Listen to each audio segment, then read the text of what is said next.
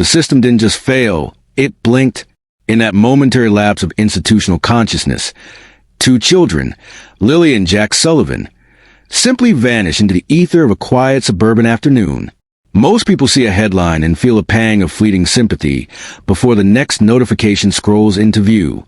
But for one man, a detective who has spent over 22 years navigating the labyrinth of human depravity and bureaucratic red tape, this wasn't just another file. He wasn't assigned to the Sullivan case. In fact, he was explicitly told to keep his distance, to let the proper channels handle the heavy lifting. But some names are worth remembering, and some cases possess a gravity that pulls you in, whether you have permission or not. He saw the pieces left behind, the fragments of a story that the world was already trying to forget, and he decided to pick them up. There is a specific, haunting rhythm to a missing child case. The child disappears. The town holds its breath in a collective state of shock. The headlines scream with a frantic, desperate energy, and then, inevitably, comes a silence. It is a heavy, suffocating silence. Reports get shelved. Witnesses, once eager to help, grow quiet under the weight of their own lives. The community moves on because it has to. Survival demands a return to the mundane. But this man doesn't move on. He knows the Sullivan case reeks. It's a scent he's caught before, a mixture of media management, institutional failure, and a cover-up stitched together with the very red tape meant to protect the innocent. He's seen the GPS data that never made it to the public record, and the metallic star sticker found near a bridge no one was supposed to search. He doesn't want the credit, and he certainly doesn't want the attention. He doesn't even care if his badge is stripped from his chest. All he wants is the truth, even if he has to go off the grid and into the shadows to find it. It all comes back to a single photo. That is what stays with him in the quiet hours of the night. Not the chaotic press conferences, not the digitized search maps, not the shrill alerts of smartphone.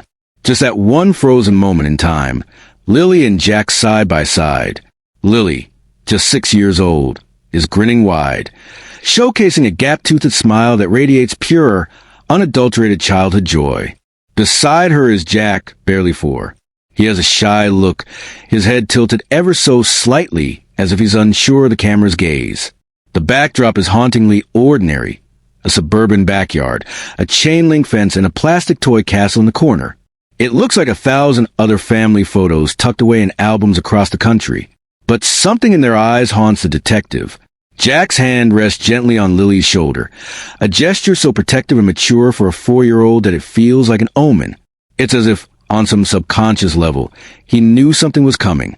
The detective printed that photo and taped it up in his basement office. He wasn't on the clock, and he wasn't authorized to investigate. But he couldn't stop looking. He noticed things others missed, because he was the only one still staring when the rest of the country turned away. By the time he truly tuned in, the story was already in its death throes. The RCMP had finished their initial briefings. The search parties had disbanded, and the posters were beginning to fade and peel in the autumn rain. The media attention was scattering like dry leaves in a cold wind. Lily and Jack were slipping into that dark, forgotten place where missing children go when the headlines get tired. But he wasn't tired. He was angry. He knew the signs of an agency closing ranks. He recognized the vague language, investigative hold, active leads, community cooperation. In his experience, that jargon usually means one of two things. They have absolutely nothing, or they have something so damaging they aren't allowed to speak of it. The shift from all hands on deck to robotic silence happened too fast. It was a quiet that made his skin crawl, leading him to whispers in parking lots and off-duty chats over bitter coffee. He heard the phrases that confirm a cover-up, above our pay grades and pressure to close the book. That was the moment he knew. This wasn't just a disappearance.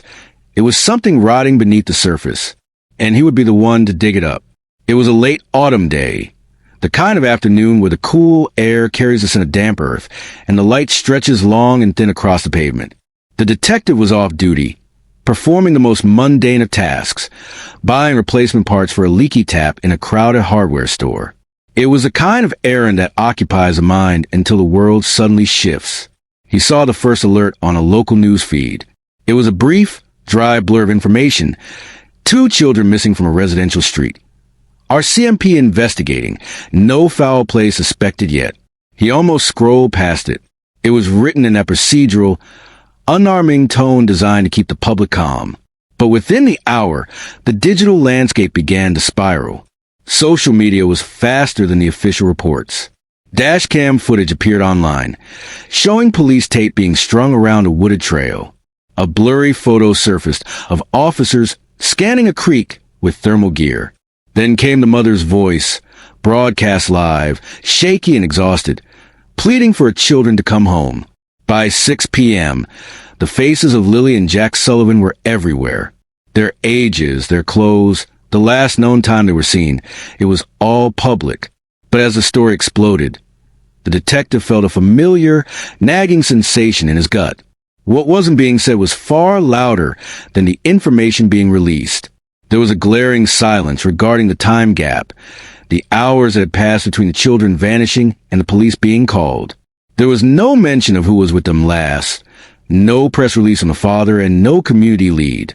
The RCMP just kept repeating the same hollow refrain. We are investigating all possibilities. The inconsistencies were immediate and glaring. Reports on their last known direction kept shifting. East toward the park, then west toward a dirt trail behind the subdivision. But the most damning realization hit him while he was still standing in that hardware store aisle, clutching a rusty wrench. There was no Amber Alert.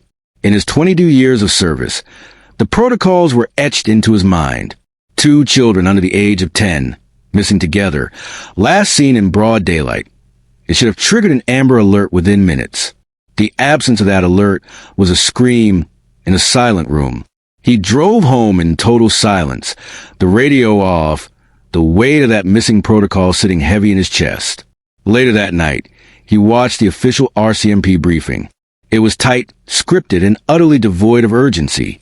He rewound the footage of the speaking officer over and over, staring at the man's face. He was too calm. There was no grief, no trembling in his voice, just pure, cold procedure. That was when the detective felt the shift inside himself. He wasn't invited, but he knew this case wouldn't be solved with paperwork. It was going to require someone willing to break the rules. He began to look at the people closest to the children, specifically Daniel Martel, the stepfather. Daniel was the last adult to see Lily and Jack that morning. His original story was that they were playing in the yard while he did chores. But the neighborhood whispers told a different story. One neighbor saw him arguing on the phone in the driveway. Another claimed the kids were never outside at all. Then the story changed. Suddenly, Daniel claimed he was in the garage, and the children were just around. Vague, unanchored language with no timestamps. That was red flag number 1.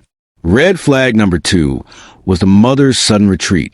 After one brief, shaky television appearance, she vanished from the public eye.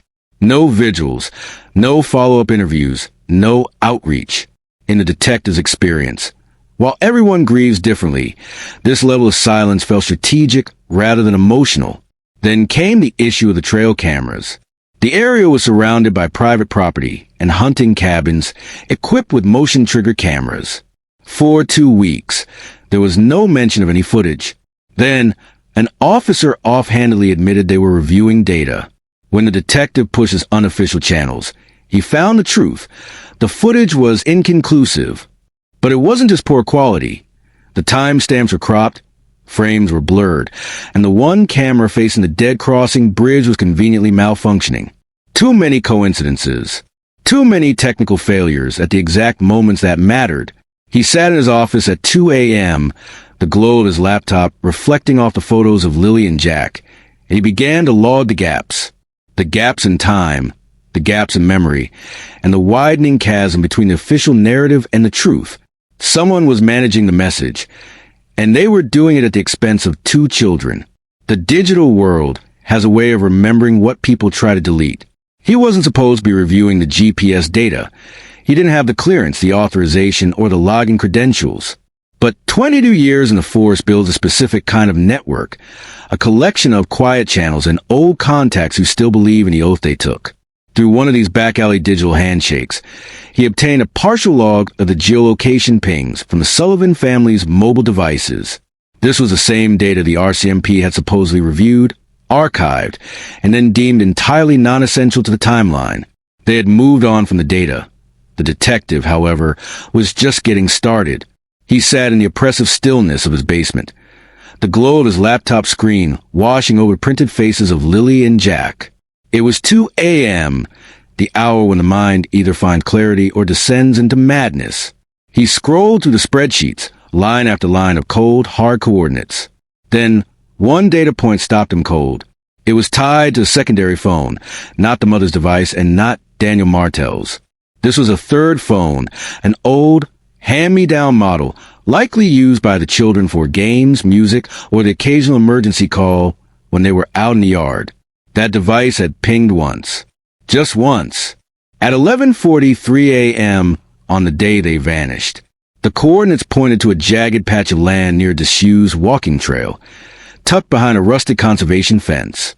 It was a remote, overgrown area near a small wooden bridge that locals grimly referred to as a dead crossing. He cross-referenced the location with drone footage and municipal records. That specific stretch of trail had been officially marked off 2 years prior after a landslide had weakened the bank. It wasn't maintained, it wasn't patrolled, and most importantly, it hadn't been searched. The official search map had a gaping hole where the dead crossing stood. He didn't call it in. He didn't ask for backup. He just grabbed a thermos of burnt coffee and followed a gut feeling that had never steered him wrong. When he arrived at the trailhead, the air was unnervingly quiet. No bird sang. The only sound was the crunch of his boots through gravel and dead pine needles. The bridge was a skeletal ruin of splintered boards and rotted edges, a hand-painted warning sign sagging into the brush. He walked the far end of the bridge, his eyes scanning every inch of decay. And then he saw it. Something glinted against the dull brown of the damp soil. It was small, shiny, and fundamentally out of place in the wilderness.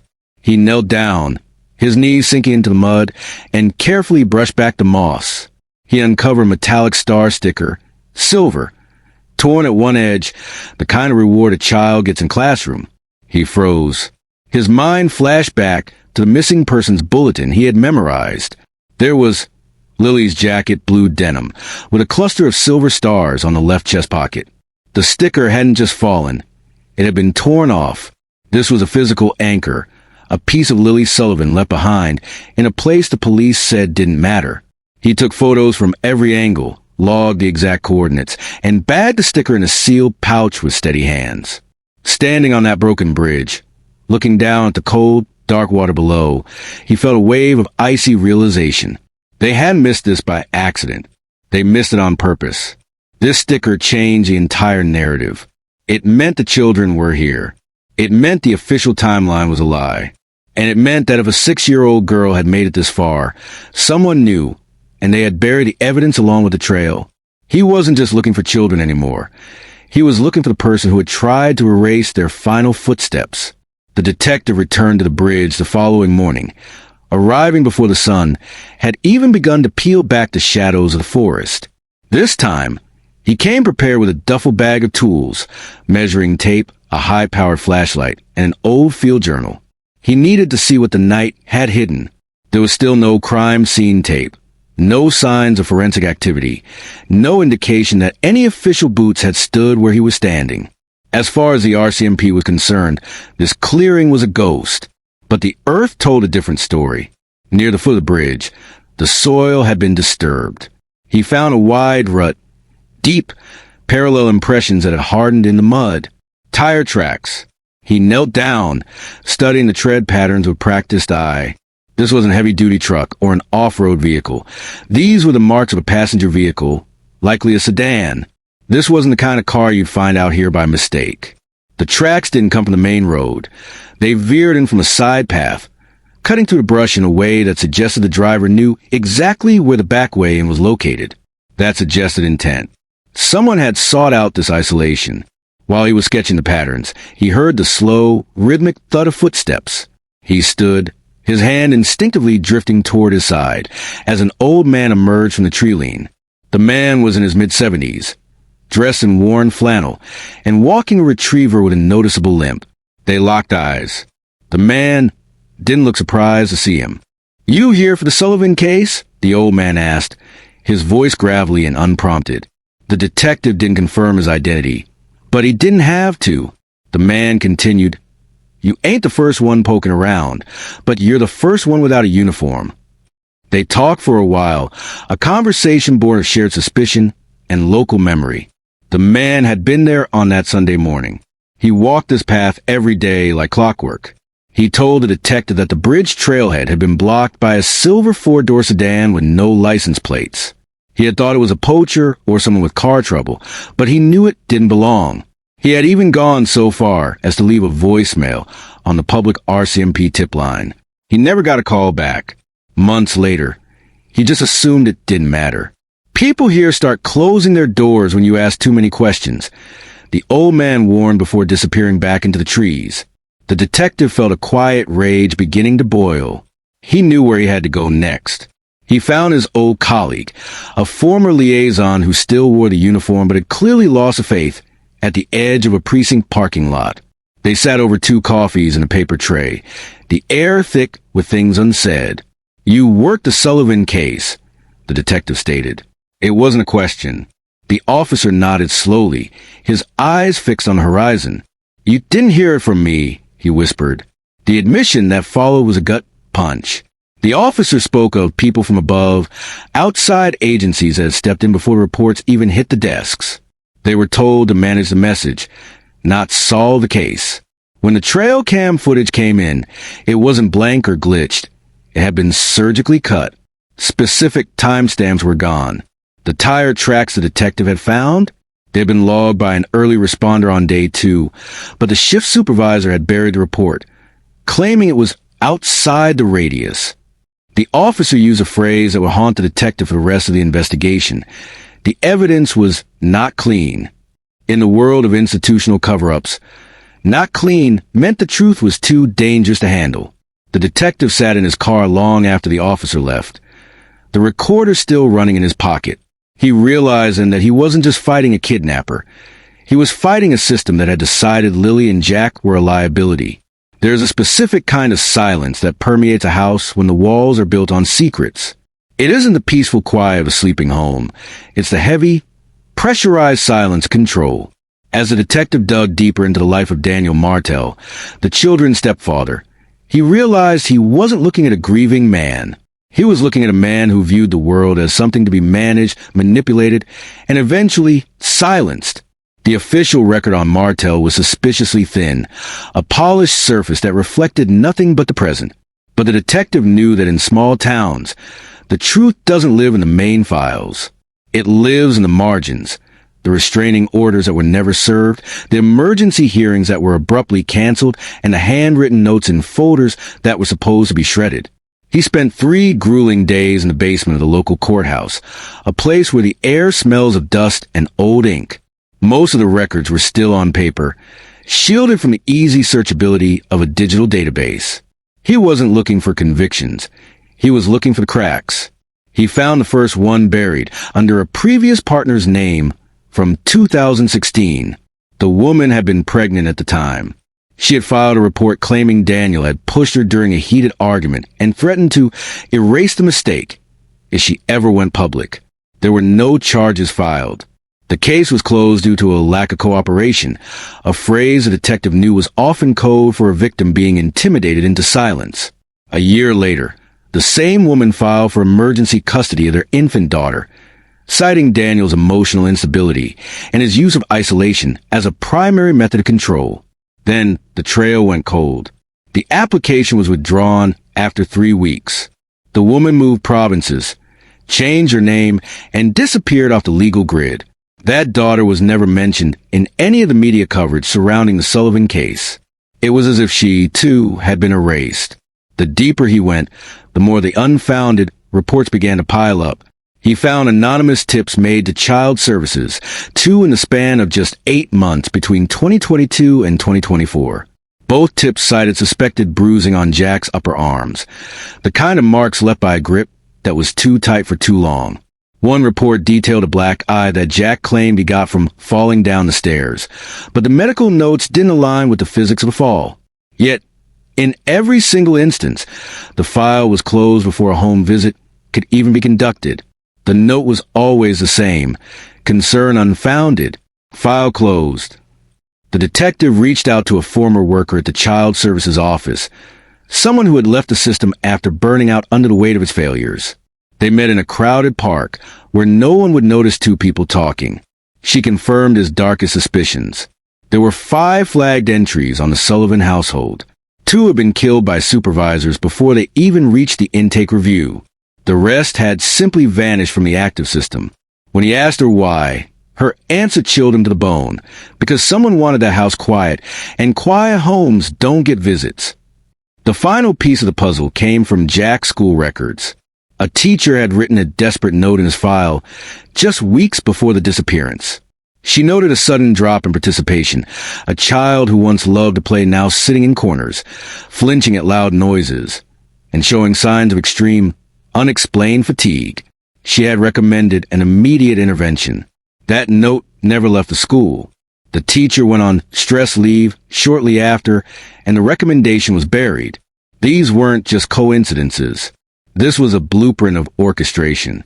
Daniel Martel was present at every disappearance of the truth, a calm and collective figure in the center of a storm he had created. The detective looked back at the photo of Jack on his wall, that small, protective hand on Lily's shoulder. He wasn't just a brother, he was a shield. And the system that was supposed to protect them both had instead handed the keys to the man they were hiding from. Every investigator has a ghost. For this detective, the ghost had a name: Sierra. She was 8 years old when she vanished while walking home from school, carrying a bright green backpack with a torn left strap. He had spent 12 weeks of his life, his own time, his own money, knocking on doors until his knuckles bled. He had lived on black coffee and 2 hours of sleep a night, driven by the belief that if he just looked hard enough, he would find her. But he didn't. The investigation was eventually suffocated by the same silences he was seeing now. The trail went cold. The headlines moved on, and the world decided that Sierra's absence was just a fact of life. He still kept her missing poster in the back of his notebook. The ink faded, the paper split at the creases. Her eyes were the only things that stayed sharp. Standing in his basement office, surrounded by the evidence of Sullivan cover-up, the detective felt the weight of Sierra's memory merge with the faces of Lily and Jack. The parallels were undeniable. The same quiet pull from above, the same institutional apathy, the same instructions to move on. He sat in his chair, and for the first time in 22 years, he broke. It wasn't a loud or dramatic collapse. It was a slow, silent surrender to the gravity of injustice. He sat with his head in his hands, breathing shallowly in the dark, whispering the names: Sierra, Lily, Jack. But then, the grief turned into a cold, lethal fury. He wiped his face, sat up straight, and pulled a neon sticky note from the side of his monitor. In all caps, he scribbled 5 words: "This time I don't stop." This wasn't just a case anymore. It was a vow. He realized that the board on his wall was no longer a collection of questions. It was a map of a crime committed by the very people sworn to prevent it. He began to move with a renewed, frantic purpose. He wasn't waiting for permission anymore, because permission was never going to come. He spent the next 48 hours backing up every drive, copying every suppress report, and digitizing every handwritten note he had recovered. He reached out to a family lawyer who had lost a niece to a similar systemic silence, and together they began drafting a list of questions that would be impossible to ignore. They weren't just targeting the kidnapper. They were targeting the Ministry of Children and Family Development and the RCMP leadership. He prepared 3 identical, anonymous packages. Inside were the photos of the star sticker, the tire track measurements, the deleted trail cam timestamps, and the suppressed child services reports. He sent them to 3 independent journalists, people who weren't afraid to lose their press passes in exchange for the truth. He returned to the Dead Crossing Bridge one final time. The air was biting, the late autumn wind whistling through the rotted wood. He stood at the exact spot where he had found Lily's silver star. He didn't have a badge anymore, not in his heart anyway. He had no unit, no backup, and no official standing. But he had conviction, and he had the quiet, terrifying power of a man who has nothing left to lose. "You're not forgotten," he said into the stillness, his voice steady and low. "Not by me. Not now. Not ever." He turned and walked away from the bridge, his boots heavy but his purpose clear. He was stepping out of the system and into the shadows where the real work happens. He was done waiting for the headlines to care. He was done waiting for the system to blink. He was going to be the light that wouldn't go out. If you believe the truth about Lily and Jack Sullivan deserves more than a show report and a managed message, then you have to be part of this. Someone out there knows exactly what happened on that Sunday morning. Someone knows where those tire tracks ended. And now, finally, someone is asking the questions that were never supposed to be asked. Stay with the investigation. Watch the gaps. Because this isn't over. Not even close.